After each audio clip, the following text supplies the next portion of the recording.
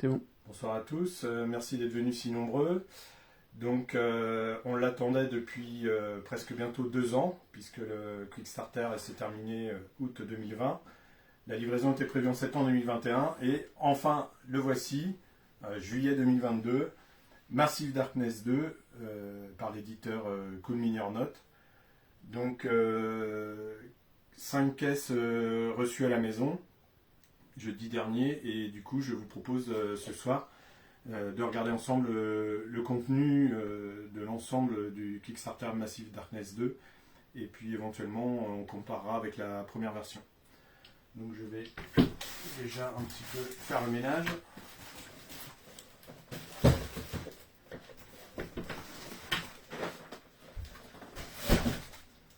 Alors si vous entendez un gros bruit de chute, c'est que je suis tombé dans l'escalier. Dans ce cas-là, il faut faire le 15. Alors, donc 3 caisses identiques puisqu'on était 3 à avoir fait le même pledge. Donc je vais en ouvrir une.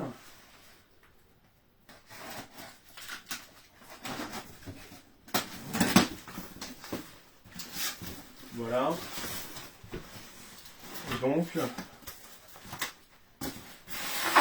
à part du polystyrène et du papier à bulles, donc la boîte de base,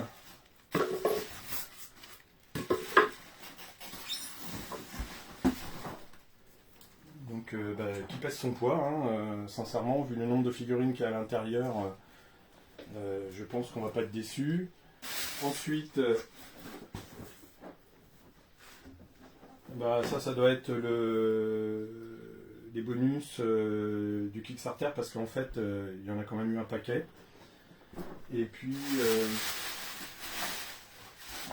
un certain nombre d'autres boîtes. Donc ça c'est la mise à jour de la première version de Massive Darkness pour le rendre compatible avec cette version là. Et puis alors dans la caisse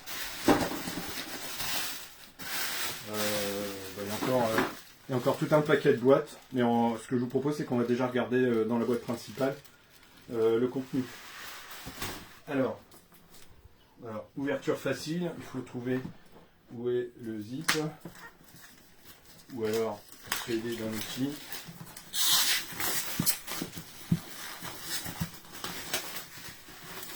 Alors je remercie à la technique Quentin, c'est lui qui assure la retransmission en direct. Et donc voilà. Alors, donc le contenu de la boîte, le mieux, ça va être de l'ouvrir. Donc Escape,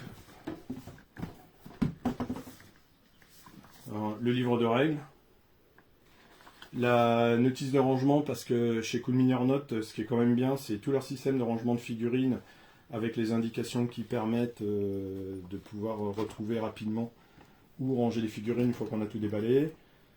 Un certain nombre de tokens et de plaques de carton. Et puis une boîte remplie, je vais dire à la gueule,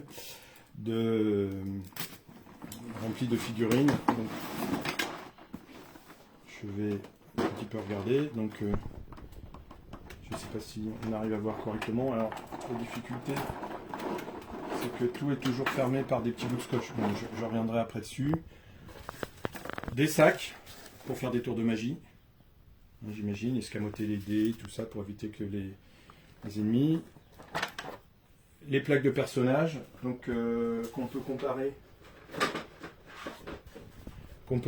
avec la version précédente. Donc là aussi il y a eu de l'inflation, les dimensions ont augmenté. Par contre on s'aperçoit que les logements sont les mêmes, donc ça veut dire que les cartes vont avoir les mêmes dimensions. Donc de quoi jouer petit personnage.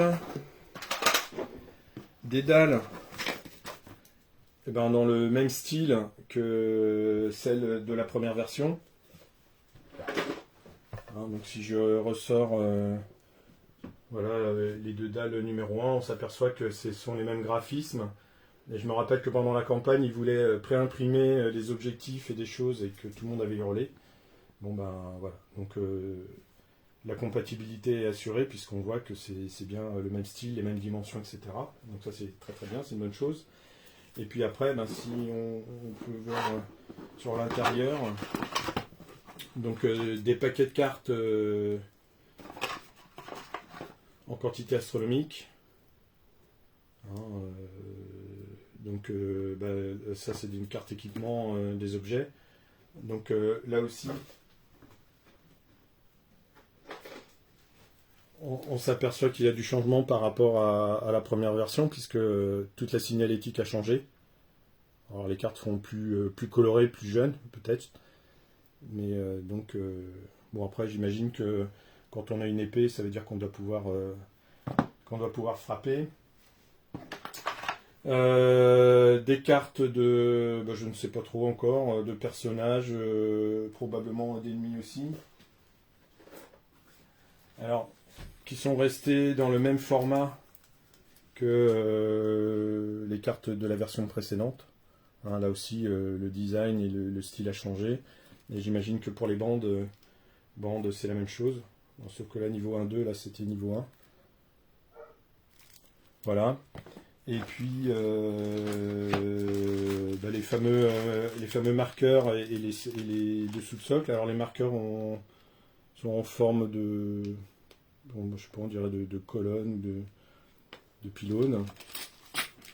Et puis il y a des dés.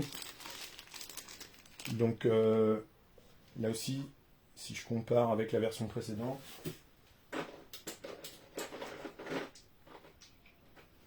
donc on a un peu plus de variété. Si on a le dé violet et puis les dés noirs qui normalement à mon avis sont sur les actions des créatures ou des membres.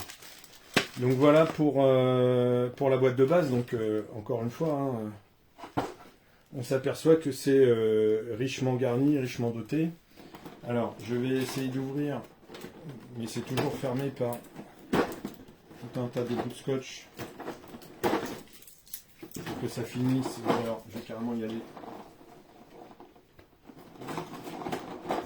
à l'outil efficace.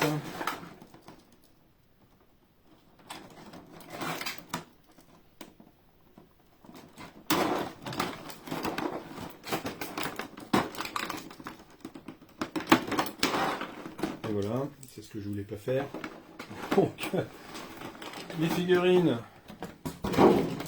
Alors, si on regarde, alors je sais que là il y avait des satyres. Donc si on regarde par rapport à la version précédente, donc ici on avait des nains et des gobelins, donc on s'aperçoit qu'ici aussi il y a une inflation dans la taille, puisque le satyre il est déjà quasiment aussi grand que le gobelin. Après on a des gardes, c'est pas les gardes suisses, ou alors ils ont mal évolué. Des espèces de guerriers squelettes.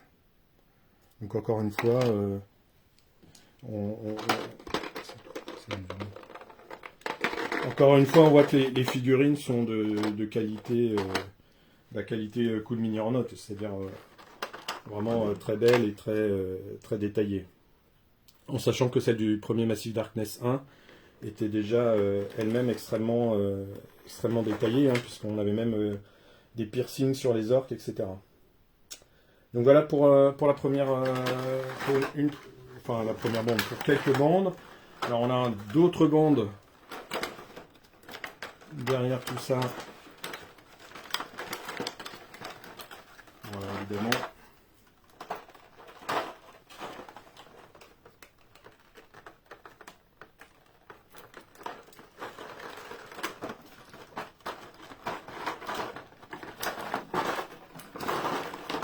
Donc ici, des démons ailés et des anges.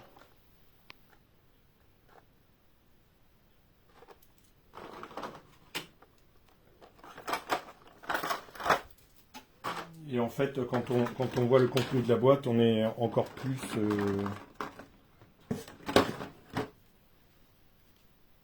on est dans des figurines, pardon.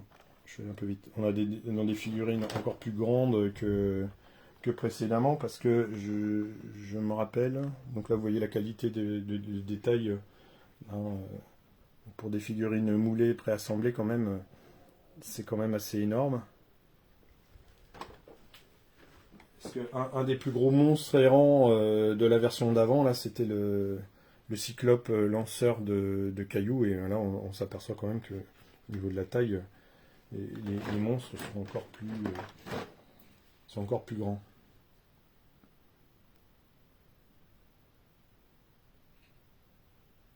Alors avec, voilà, encore une fois un niveau de détail et de finesse.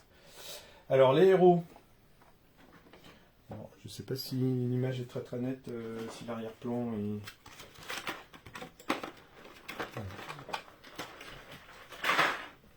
Je vais essayer d'affiner l'arrière-plan. Alors les héros. Donc les héros, par contre, ils semblent... Alors j'ai demandé à Malleus de venir nous rendre visite pour faire un comparatif de taille. Et là on s'aperçoit que les héros ont eux aussi pris des hormones des hormones de croissance. Non, finalement c'est pas si mal que ça. Donc Malleus au centre, un des héros de la première version. Par contre on a des variétés... puisque l'elfe Sylvain de la première version a été remplacé par un centaure qui arrive à tirer 3 flèches en même temps. Donc je pense que celui-là, ça va être un costaud. Et puis donc tout un tas de démons, de créatures. Donc je vais pas vous les... Je vais pas toutes vous les détailler, sinon ça va être un peu long et un peu fastidieux. Donc voilà, donc ça c'était le contenu de la boîte de base, donc qui fait 1,5 fois le volume de sa petite sœur de la version 1. Et donc on va s'intéresser maintenant à la suite.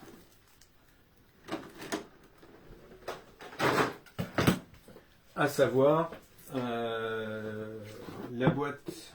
Alors, il y avait la boîte de bonus, et normalement il y a aussi une boîte pour le mode campagne, parce qu'autant c'était prévu de pouvoir jouer en campagne dans la première version de la boîte, autant là il fallait acheter une extension. Donc les bonus de la première version, c'était le pack Lightbringer, là c'est le pack Darkbringer. Hein, chez Cool Mini or Not, on aime les blagues, les jeux de mots et les références croisées. Donc, en sachant qu'il y avait en plus un certain nombre de boîtes additionnelles. Voilà.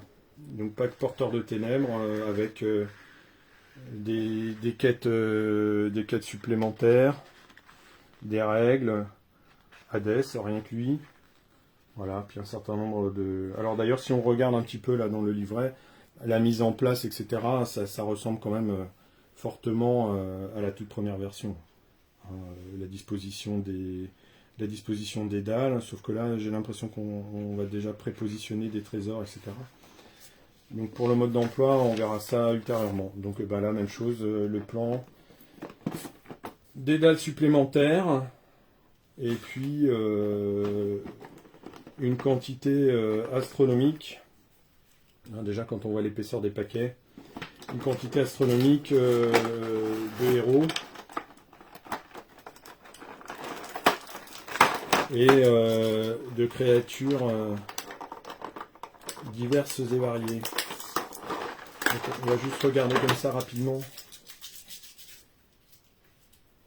On va juste regarder, enfin rapidement, on va regarder déjà un petit peu l'allure des héros. Alors je vous avoue que j'ai résisté pendant 3 jours à la tentation d'ouvrir, donc je ne connais pas les règles, je n'ai pas regardé, je ne me rappelle pas des créatures et des figurines débloquées lors du Kickstarter. Il y a des choses, il y a une version Athéna Méduse avec des ailes à l'arrière, il y a une version homme, homme serpent. Et puis il y a des accessoires divers. Parce que là, par exemple, je vois pas trop ce que ça représente. Ou si c'est, on dirait une arbalète ou enfin, une arme de combat. Voilà. Puis avec des héros qui ont des formes quand même un petit peu curieuses. Ou alors ce sont des compagnons. Hein, j'avoue que j'ai pas trop regardé. Voilà, des créatures supplémentaires, des bandes supplémentaires, des héros supplémentaires.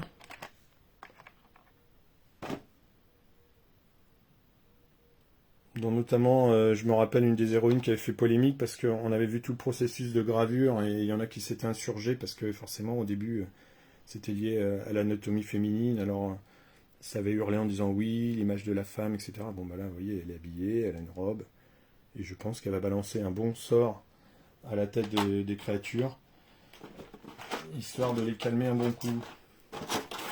Voilà. Je ne sais pas, est-ce qu'on les voit à travers le plastique?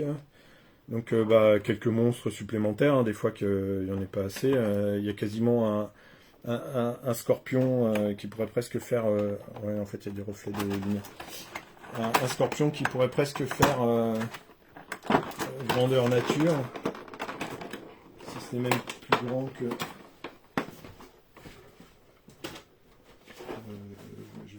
J'ai perdu mon couteau.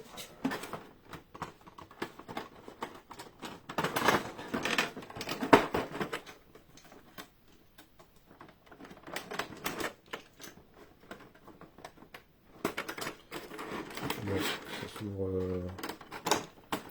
pas trop.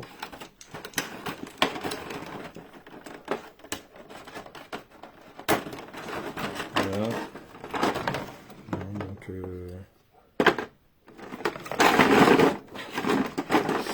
d'accord. Donc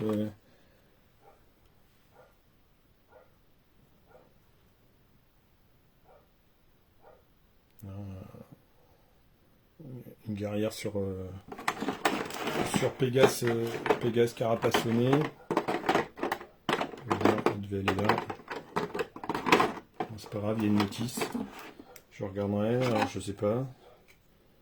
Je pense que les sculpteurs et les concepteurs du jeu, là, quand même, on dirait la barque qui permet de traverser le Styx, le fleuve des enfers, parce que, a priori, si j'ai bien compris, cette version-là, elle est quand même très orientée mythologie et un peu religion. Là, on a une espèce de griffon, mais un griffon en armure. Après, voilà, je vous montre ça, on aura le plaisir de jouer avec, ceux qui ont reçu auront le plaisir de regarder plus en détail. Et puis donc, ouais, le scorpion, une belle bête. J'aimerais pas trop me faire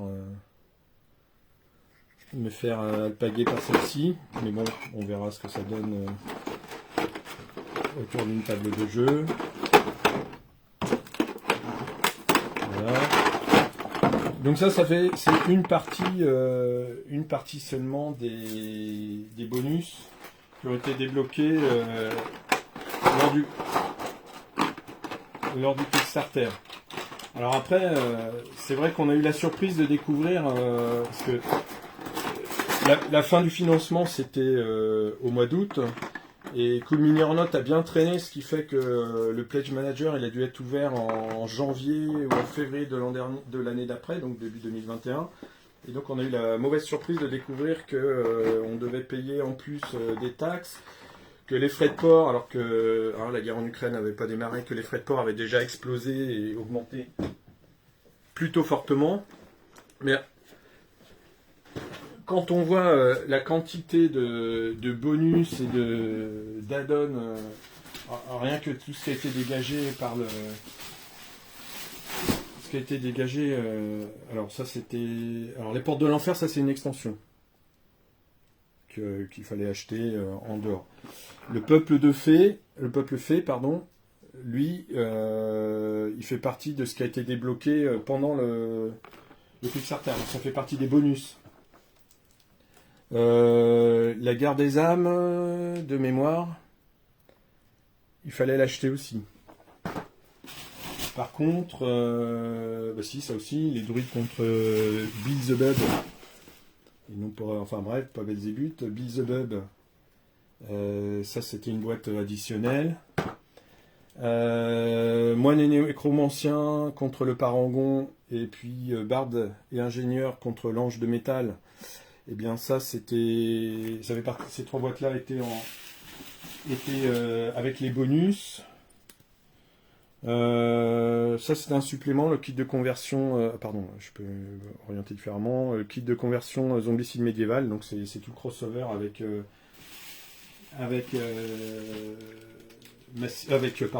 zombicide. Voilà, puis après, ceux qui me connaissent mon sens de la modération, donc dès qu'il y a des dés additionnels, je prends les dés additionnels. Alors ceux-ci sont censés être des dés marbrés, je trouve qu'ils font plus... Ils font plus confiserie que des marbrés, mais c'est pas grave, on essaiera de pas les mettre dans la bouche. Donc voilà, et puis j'ai pris tout ce qu'il y avait, donc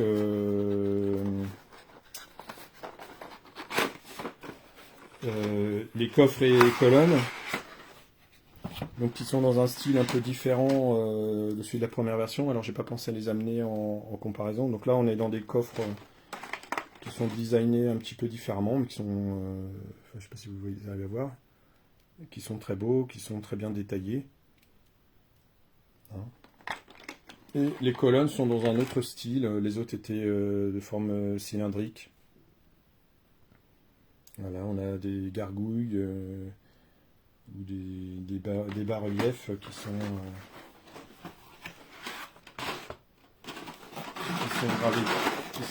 gravés dessus. Alors le pack 3D, je crois que c'est tous les accessoires plutôt que de mettre des tokens. Voilà. Alors après, je sais pas. Hein, donc ça peut servir évidemment pour d'autres jeux. Hein, c'était ça l'intérêt. Puisque l'on a 4 éléments de chaque sort, je sais pas, il y a une planche d'autocollant, donc j'en déduis que chacun va avoir une fonction particulière. Allez, hop, et puis je sais plus le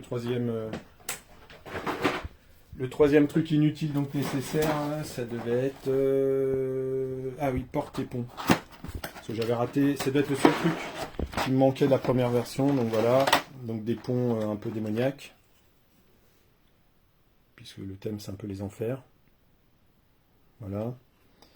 Et puis des portes. Voilà. C'est le truc, une fois que tu l'as pris, tu peux pas le ranger. Voilà. Et puis des portes coming or not, donc articulées. Avec une très belle sculpture aussi. Recto verso. Voilà. Donc ça aussi, inutile, mais c'est toujours bien d'avoir. Bien, donc ça c'était pour la première pièce. Alors je vais pas ouvrir toutes les boîtes d'extension et d'accessoires. Je vais juste essayer de chercher. Je vais pas ouvrir les 4 pièces. Je vais juste essayer de, après avoir regardé un peu le kit de mise à jour. Donc c'est indiqué, hein, kit de mise à jour Kickstarter.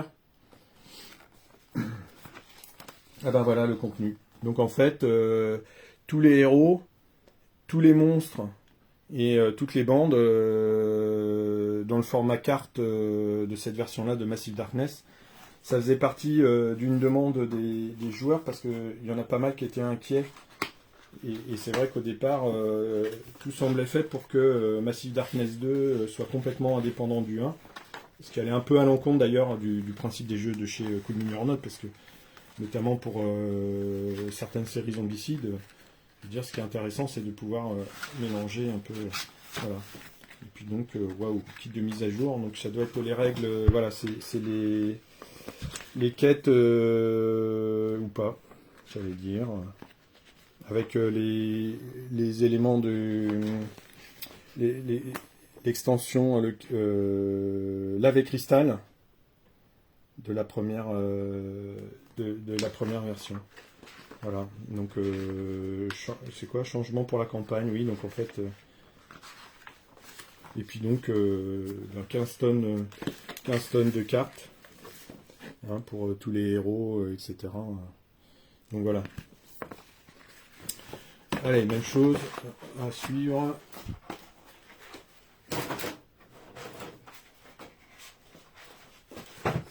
Ok.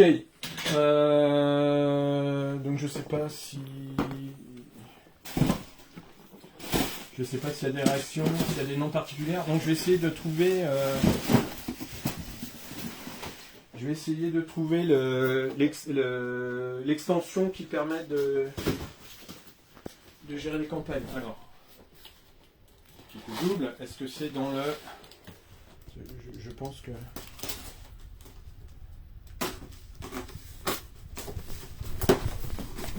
Est-ce que c'est dans cette boîte? La réponse est non.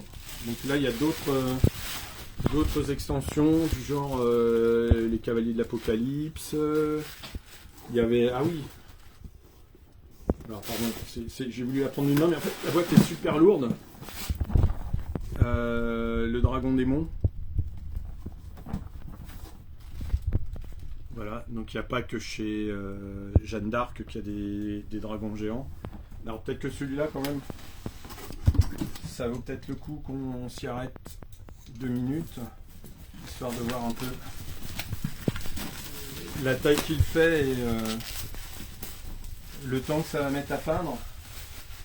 Donc en sachant que comme moi je ne peins pas, ben, c'est autant de temps gagné.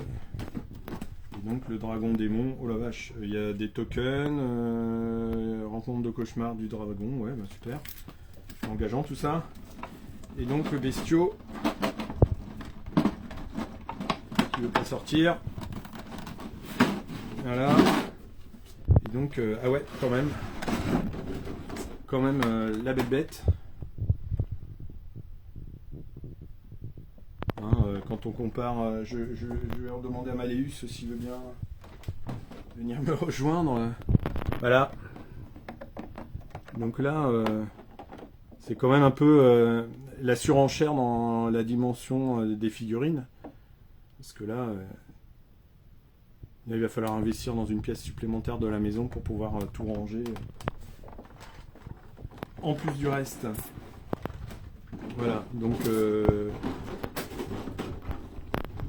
Après, je pense que ça ne vaut pas la figurine pour le Zombicide Marvel du Mangeur de Monde, dont je ne me rappelle plus le nom m'échappe à l'instant, mais qui est une figurine aussi énorme. Je crois qu'il y avait aussi un Cthulhu géant pour le jeu du même nom. Voilà. Bon, allez. Donc mauvaise pioche. Alors, je vais essayer de tenter ma chance. Donc l'extension c'est Eventfall, donc la chute du paradis. Alors, je vais essayer de rapidement trouver une caisse. Allez.